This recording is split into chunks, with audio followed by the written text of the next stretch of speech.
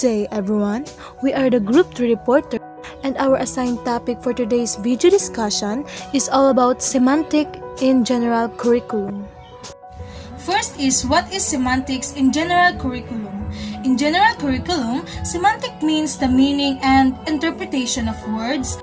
So, meaning nito, yung semantics daw is yung kung paano natin gamitin yung isang salita sa pangungusap, or hindi kaya pinag-aral natin yung deep meaning or yung totoong kahulugan ng ibinigay na salita. So, I have here one quote saying, "The colorless green ideas sleep furiously." So, as you can observe, this quote is unclear. Like, we don't know what is the real meaning of this quote. So, this quote is composed by Noam Chomsky. In this quote, composed by Noam, we can easily observe that it is very unclear, like what I've said kanina, diba? Meron siyang, yung sentence niya is grammatically correct, but yung pagpapakahulugan niya is meaningless or nonsensical. Because in semantic kasi, or semantic analysis, this is where we ensure that the statement or sentence are clear or semantically correct. It is very important kasi for us students, lalo na sa akin, na we construct a sentence that is semantically correct and clear, kasi napaka-importante ito para magkaroon ng pagkakaintindihan ng lahat and maiwasan yung miscommunication. Now, let's proceed to the meaning of semantics according to Kreidler 2006 and Cutting 2008. So, they said that semantics is the systematic study of meaning in a language.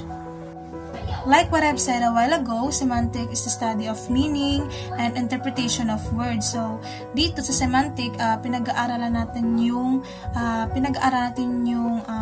kung paano ginagamit yung isang salita para maging tama yung pagka-construct or maging tama yung sentence structure ng isang statement. In communication, meaning is everything. How we view the world and express our ideas and thoughts about it are channeled through language. Because of the advancement in technologies, our world is represented through multimodal text, also known as visual grammar, according to Nies and Van Leeuwen, 2016. One of the central issues with semantics is the distinction between literal meaning and figurative meaning. So now, what is the difference between literal meaning and figurative meaning? In literal meaning, it is a translation that strictly follows the exact words. So, ibig sabihin nito, literal na literal yung pagpapakahulugan ng isang salita sa pangungusap. In figurative meaning, it is something that is not to be interpreted literally. So, magkaiba sila ng literal meaning. Yung sa figurative meaning is madami pa siyang pasikot-sikot, like ginagamitan ito ng metaphorical. So there are two types of semantics. So first, the lexical semantics, and the second one is the compositional semantics. So when we say lexical semantics, this studies word meanings and word relations. Lexical is about the meaning of verbs and their argument. For example, Sam opened the door with a key. The key opened the door. The door was opened by Sam with a key. The door opened with a key. Another example, Sam bought a book from Sue. Sue sold a book to Sam. In short, in lexical semantics, words are being described according to the rules they fulfill with the situation described in a sentence. Compositional semantics, the meaning of a phrase is determined by combining the meaning of its sub-phrases using the rules which are driven by the syntactic structures. So, mao na siya ang compositional semantics. Compositional semantics also determine what other words they can be combined with. For example, the sentence "colorless green ideas sleep furiously." It is also the construction of meaning, generally expressed as logic based on syntax. They are two different ways to approach words, which is componential analysis.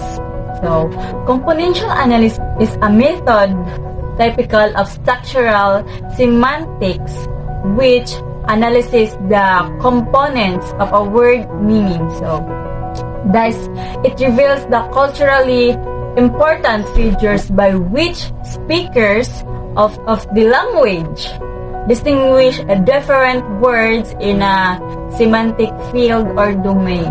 So, for example, is man. So, plus male plus mature. So, woman, male plus mature.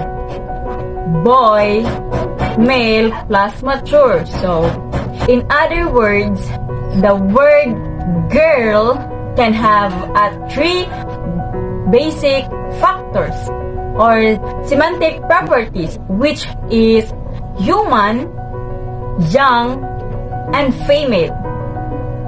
Next is the lexical field. So, what is lexical field? So, according to my research, the term lexical field refers to vocabulary that is related by the topic. So, for example, this is the rain, windy, fog, cold, clouds, umbrella, rain can be grouped in a lexical field, which is the weather, diba? The weather. We define words according to semantic relationship such as Of hyponyms.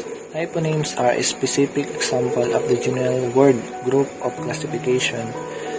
Ito ay isang terminong ginagamit upang italaga ang isang particular na miyembro na isang malawak na klase, in short, subtype o subordinate.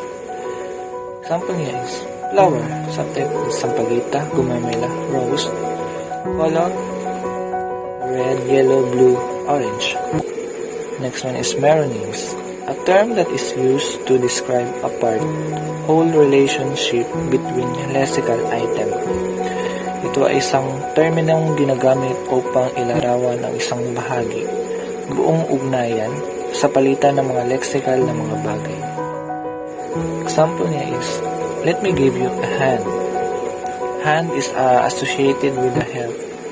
This one is antonym, words that are opposite in meaning, kabaliktaran o magkasalungat na kahulugan. Example is big, small, malaki, maliit, good, bad, mabuti, masama, fast, slow, mabilis, mabagal. Another types of semantic relationship are homonyms.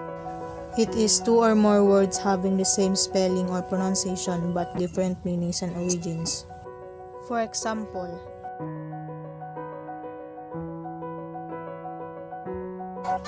semantic change.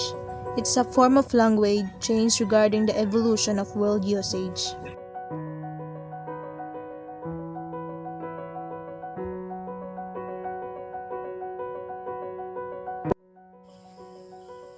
Generalization. A one word or phrase will induce the same result as a similar word or phrase. For example,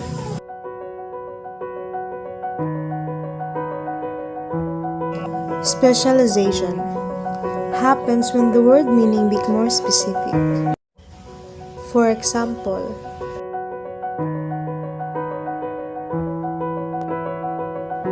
another example of semantic relationship are euphemism and dysphemism.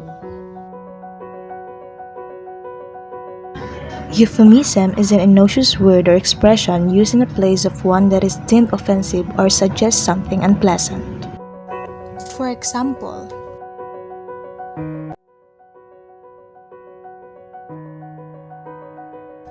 lastly, the dysphemism. A dysphemism is an expression with connotations that are derogatory either about the subject matter or the audience. For example,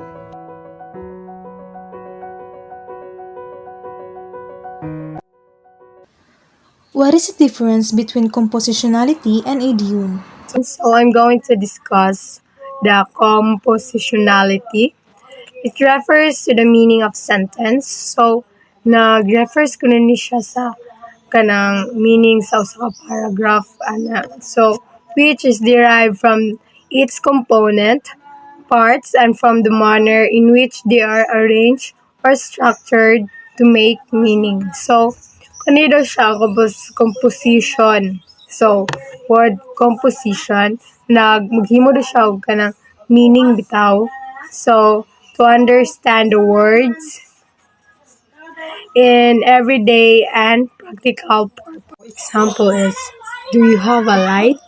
So, kaning example, daghan na siya og meaning. So, kung depende sa gipangutan-an bitaw. So, pwede lighter kung ang pangutan-on ang meaning sa do you have a light. So, pwede lighter siya ba or kuan kay kung ang pangutan-on kay ang usa ka nga nanigarilyo. So, kung ang tao nga dili manigarilyo bitaw pangutan-on ato, murag insulto bitaw or impolite. An idiom. Importance of the context for meaning. Is a word or phrase whose meaning goes beyond its literal or direct meaning. So, ang ganitong idiom kay ano bitong isa din siya ka word or phrase nga moabot huna paglagyo nga ang iyang meaning bitaw moabot paglagyo bitaw. So, idiomatic expression is generally loaded with culturally shared experience.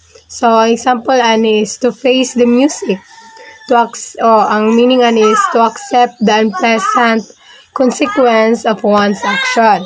Then, napay sa example is, it's a piece of cake. So, meaning ani siya kay, it's easy na bitaw. Easy kay na siya marag kaog cake.